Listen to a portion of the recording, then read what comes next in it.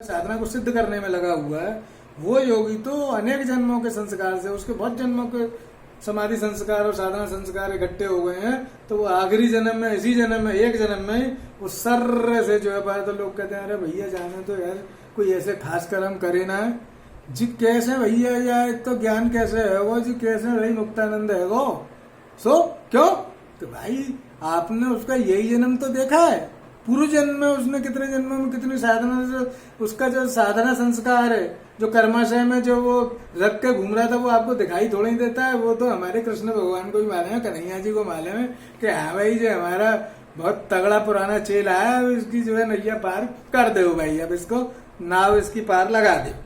फिर कहते हैं भगवान कि योगी तपस्वियों से श्रेष्ठ है, शास्त्र ज्ञानियों से भी श्रेष्ठ माना गया है, और सकाम कर्म करने वालों से भी योग श्रेष्ठ है। हे अर्जुन, इसलिए तू योगी हो। तो योगी क्या कहते हैं कि भाई योगी तपस्वियों से श्रेष्ठ है। तपस्या करने का मतलब यह कष्टकारी जो हड्डियों की साधनाएं कर रहे हैं, आग लगा ली, चारों ओर बैठे हुए हैं, कांटों पे बैठे हुए हैं, एक पैर पे खड़े हुए हैं, या हाथ खड़ा कर लिया, खड़े सूर्य बाबा हो गए, ये सब बोले तपस्या कर रहे हैं, उन तपस्वियों से भी श्रेष्ठ है योगी। शास्त्र के ज्ञान पूछ, सारे चारों वेद और 18 पुराण, 1 से 8 उपनिषद और तमाम जो है जितने भी इनके सब ग्रुप हैं, उन सब चीजों को आपने कंठ कर लिया, पूरा जो है जो नॉलेज हो गई कंसेप्ट की, उनसे भी जो है ये योगी श्रेष्ठ माना गया है।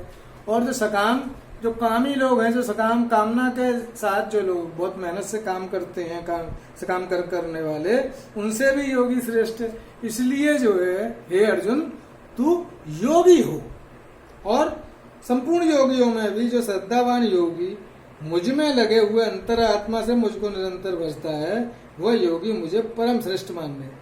भगवान कहते हैं कि भाई देख, सब योगियों में भी जो योगी निरंतर मुझे आत्मा से निरंतर भजता है, मुझ में लगे हुए आत्मा से, वो योगी मुझे परम श्रेष्ठ मानने। अब अंतरात्मा से हर वक्त भजने में यही सीक्रेट है। This is the key to success.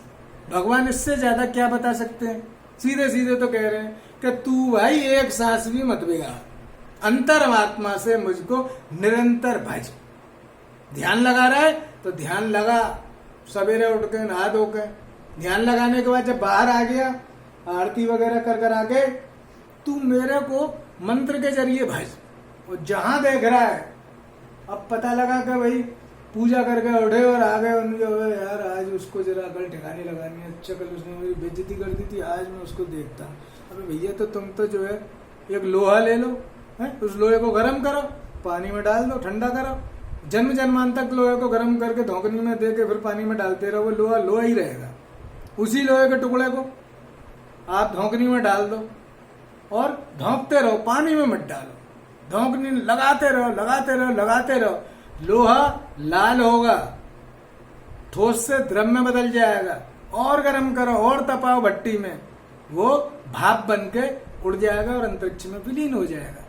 यही साधना है, यही योग है कि अंतरात्मा से जब हर वक्त हर सांस के साथ हम भजते हैं, ये जो प्राणायाम है और जो मंत्र का जाप है, ये कोई खेल तमाशा नहीं है कि जब ये बंद कर लो और उनकी भैया 16 तक गिनती गिन लो, ये कर ले, उससे ये हो जाएगा, अरे पेट सही, अरे भाई पेट वेट सही तो बाद में हो जाएगा, पहले अपने जो है वो परमात्मा को तो प्राप्त कर लो। प्राणायाम बतलाया गया है, ये जो है ये रॉकेट का इंजन है, इससे हम अंतरिक्ष पार करना है प्राणायाम के द्वारा। तो ये हमारा जो जीवात्मा है, जीवात्मा के जो यान है, इस अंतरिक्ष यात्रा का प्राणायाम क्या है? ये उसका जो है एक्शन है, ये रॉकेट इंजन है। सो इस प्राणायाम में हम अपने मंत्र के साथ जपो निरंतर जय श्री राम, जो भी अपना मंत्र है, गुरु मंत्र है, शास्त्र में से कोई मंत्र लिया है, उस मंत्र के द्वारा ध्यान करते हुए, इष्ट को याद करते हुए, उस मंत्र का जब हम हर वक्त जाप करते हैं और हर एक में अपने इष्ट के और ईश्वर के दर्शन करते हैं, और अपने जो है काम, क्रोध और मोह है, लोभ मोह और मत्सर, इन 6 विकारों को जब हम कंट्रोल करके ईश्वर के अधीन मन को करके, ये मन पर मेरा अधिकार नहीं है। साधना अगर हम कर रहे हैं तो मन मैंने अपने इष्ट को दे दिया, फिर भाई तेरे मन पे क्या अधिकार है जो तू अपनी चलाता है? भाई अपनी मत चला, राजी ये बोल कहते हैं ना, इसीलिए कहा है, ये हमारे गुरुजी का एक वचन है, मैंने वो है, हे मालिक तू रहे, तू ही तू रहे और तेरी रजा रहे, न मैं रहूं न मेरी आरजू रहे, जब तक कि तन में सांस और लबों में लहू रहे, तेरा ही नाम लब पे, तेरी ही जुस्तजू रहे।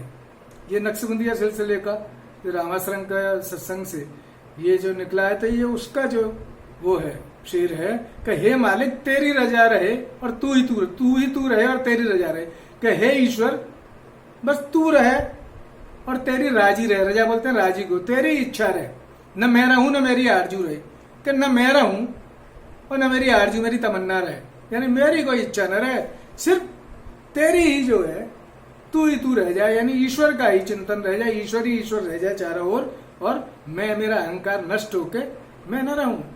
फिर जब तक कि तन में सांस, जब तक मेरे शरीर में सांस है और रगों में लहू लहे, जब तक कि मेरे शरीर में रगों में खून दौड़ रहा है, तेरा ही नाम लब पे, तेरी ही जुस्तजू रहे, तेरा ही नाम होठों पर है, और जुस्तजू बोलते हैं तलाश को, कि तेरी ही तलाश रहे।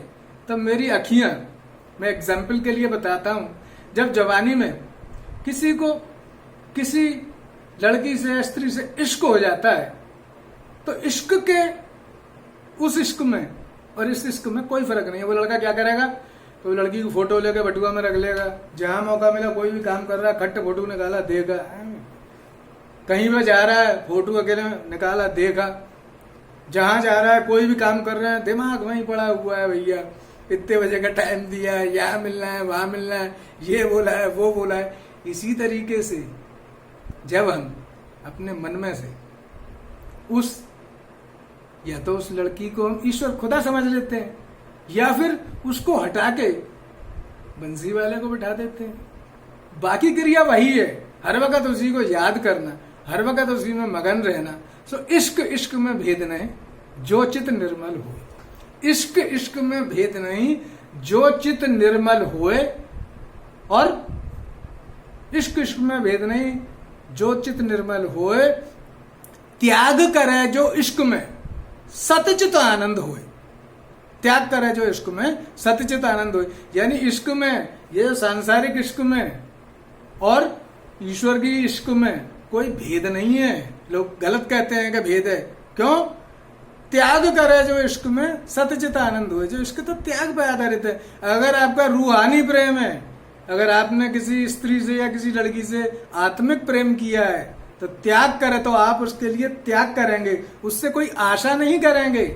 आप ये सोचेंगे कि इसको कोई तकलीफ ना हो, ये खुश रहे, इसके लिए मैं अपना जीवन कुर्बान कर दूं, उसको कोई तकलीफ ना हो। तो त्याग करे जो इश्क में सच्चित आनंद हो, तो उस आदमी की तपस्या को सफल होने से कोई रोक नहीं सकता। ऐसे जो लोग बदनाम करते हैं इश्क को, ऐसा नहीं है। वो इश्क ही हमें मंजिले मकसूद की तरफ ले जाता है। जिस तरीके से कोई मूर्ति की पूजा करता है, ऐसे ही इस रास्ते से भी ईश्वर तक वो आदमी पहुंच सकता है। बंधुओं, हम गीता के एक अध्याय का पाठ अगर नित्य प्रति करें, और ये जो हेल्थ है, health is a perfect state of physical, mental, social and spiritual wellbeing. अगर हम समग्र स्वास्थ्य की कामना करते हैं और चाहते हैं कि हमें बीमारियां घेरे नहीं, और घेर भी लें तो उनका कंट्रोल अच्छा रहे, तो जो लाइफ स्टाइल डिसऑर्डर्स हैं, जैसे स्ट्रेस है, एंजाइटी है, डिप्रेशन है, ब्लड प्रेशर है, डायबिटीज है, मेटाबॉलिक सिंड्रोम है, ये तमाम बीमारियां ऐसी हैं, बल्कि तमाम तरह के दर्द हैं, तमाम तरीके की चीजें, ज्यादातर बीमारियां ऐसी हैं जिनमें कि डॉक्टर साहब एक गोली एल्प्रेक्स की या क्लोनाजीपाम की या क्लोज की जरूर लिखते हैं। तो जहां पे अभी क्लोज लिख रही है, उस क्लोज को ये समझ लो कि वहां एक क्लोज लग गया है, कि उसको हटा के परमात्मा लगा दो। आप ध्यान लगाना चालू कर दो, ईश्वर का चिंतन चालू कर दो, वो क्लोज आपका हट जाएगा, आपका एक्सप्रेस वे राजयोग चालू हो जाएगा। राजयोग इसलिए कहते हैं ध्यान योग को, क्योंकि योगों का राजा है। 4 तरह का योग है? सबसे पहला है ज्ञान योग, दूसरा है भक्ति योग, तीसरा कर्म योग, चौथा राजयोग। राजयोग इसलिए कहा गया है क्योंकि ये योगों का राजा है, बहुत जल्दी सिद्ध होता है। और दूसरा ये समझ लो कि ऐसे है जैसे रॉकेट वाली साइंस का है, कि जैसे रोड से जाने में टाइम लगेगा, समुद्र से जाने में टाइम लगेगा, लेकिन ये वायु मार्ग से जाता है भाई, बहुत तेजी से सिद्ध होता है। लेकिन इसके लिए बहुत त्याग, समर्पण और पूरी तरीके से निपुणता की और योग्य मार्गदर्शन की। अगर मार्गदर्शन किसी पे नहीं है तो आप शास्त्र से मार्गदर्शन ले सकते हैं। आप गीता से मार्गदर्शन ले सकते हैं। शास्त्रों में भगवान कृष्ण को गुरु बना सकते हैं। धैर्य अनंत, श्रद्धा अनंत, विश्वास अनंत भी होए, जीवन मुकत में देर नहीं, जो गुरु मुकत का होए। और बंधुओं, अगर आपको वीडियो पसंद आए तो आप इसको सब्सक्राइब करें, और मेरी जो वेबसाइट है दिव्यदृष्टि.com, DIVYADRASTI.com, और इस पे जो है बहुत सारे ब्लॉग, इसमें कई पेजेज हैं, जिसमें ब्लॉग के पेज पे जाएंगे तो आप अपना जो लिखने वाले रिटन ब्लॉग भी हैं, और इसमें 3 ऑडियो बुक लगाई हैं, तो करीब करीब 180 प्लस जो है उसमें ऑडियो आपको मिलेंगे। 3 किताबें मिलेंगी, जिसमें गीतांजलि प्रदीप है, जन्मेजय सूत्र है, और जो है दर्शन, दीक्षा और दक्षिणा है। ये 3 किताबें जो है उसमें लगाई हुई हैं, जिनमें आपको बहुत सारा, मैंने जितना भी मेरे को ईश्वर से जो थोड़ा बहुत भी अंश मेरे को मिला है अनुभव का, साधना का, वो जो है उसमें मैंने संकलित किया हुआ है। जो रचनाएं ध्यान लगाने में, साधना करने में जो आती गई, तो वो जो है उसमें सारा संकलन है। और उसमें एक एनालिसिस का पेज है, मैंने एक सेल्फ एनालिसिस का, आत्मविश्लेषण और स्वाध्याय का एक जो है प्रोफॉर्मा बनाया था, 100 नंबर की एक्सरसाइज है। वो जो है जो एनालिसिस वाले प्रोफॉर्मा में जाकर मेरी साइट पे आप करें तो आप अपने व्यक्तित्व का जो है वो एनालिसिस कर सकते हैं। आप डेली कर सकते हैं, वीकली ऑनलाइन है, आप मोबाइल में भी खोल के उस पेज पे अपने एनालिसिस कर सकते हैं। और जो है आप अपने जीवन को, मेरे को तो अपने जीवन में बहुत लाभ प्राप्त हुआ, और आशा है कि योग मार्ग आपके जीवन को भी खुशियों से भर देगा। और ये नहीं सोचना कि तकलीफें नहीं आएंगी, भाई तकलीफें तो दिन रात की तरह हैं, अगर दिन है तो रात भी होगा, जीवन है तो तकलीफ भी होगी, लेकिन उन तकलीफों को हंसते हंसते सहने की शक्ति आपको योग मार्ग में मिलेगी। जय श्री कृष्ण। ओम नमो ब्रह्मा, अहम ब्रह्मा, वयम ब्रह्मा, सर्व ब्रह्मा, शिवाय सततम नमः। ओम श्री ब्रविस प्रियहरम, ओम तत्सत ब्रह्मार्पणमस्तु। ओम शांति शांति शांति। ओम भूर्भुवः स्वः तत्सवितुर्वरेण्यं भर्गो देवस्य धीमहि धियो यो न प्रचोदयात्। ओम शांति शांति शांति। ओम श्री गुरु चरण कमलेभ्यो नमः।